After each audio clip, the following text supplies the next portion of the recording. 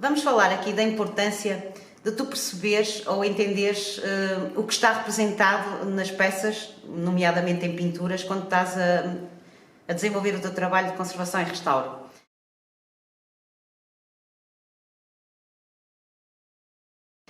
Às vezes vemos um pouco num mundo de fantasia e então é engraçado tentarmos captar que mensagem é que está lá representada. Neste caso, trata-se do rapto da Europa.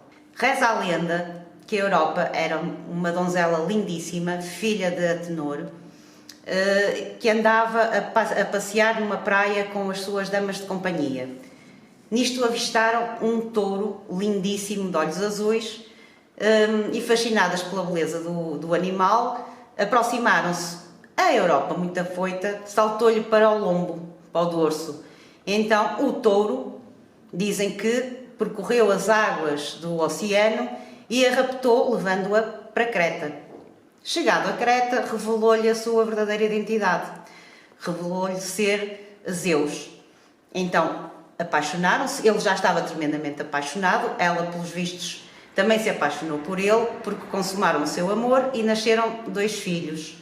Um deles chegou até a ser rei de Creta, a quem ela ensinou esta arte de montar touros, chegando até a ser um ritual sagrado na comunidade da época.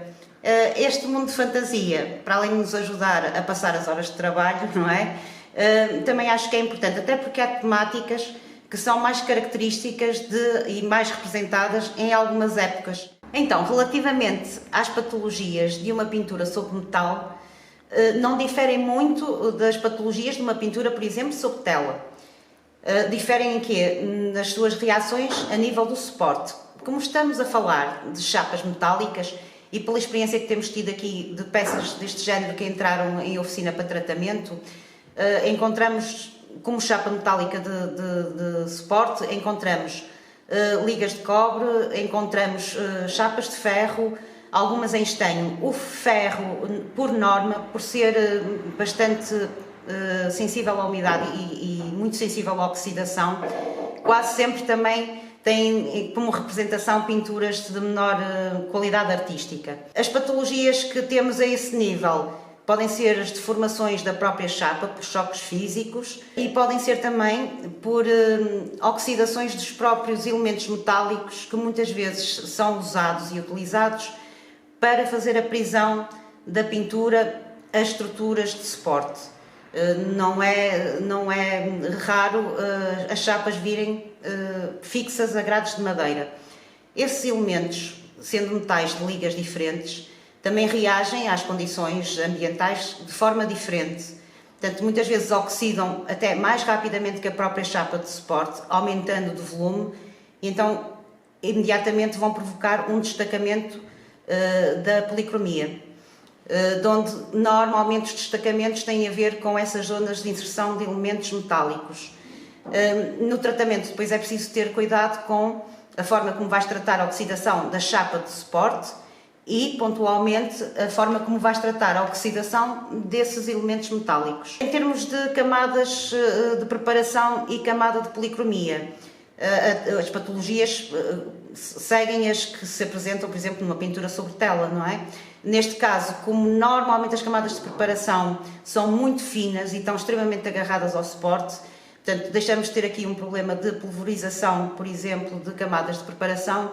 Temos muitas vezes destacamentos de policromia, até quando se dão choques físicos, em que o próprio suporte deforma, a policromia, por qualquer motivo ali, não teve elasticidade para acompanhar a deformação do suporte, da chapa, e então dá-se o destacamento. Muitas vezes também tem que ver com a própria qualidade da tinta que foi utilizada. Não nos podemos esquecer que os materiais têm um processo de envelhecimento ao longo dos tempos e, portanto, muitas vezes há alterações intrínsecas aos próprios materiais utilizados. Isso é um fator de degradação que temos que ter em conta. O amargoecimento do verniz e a oxidação do verniz é fatal, dá-se e vai sempre dar-se.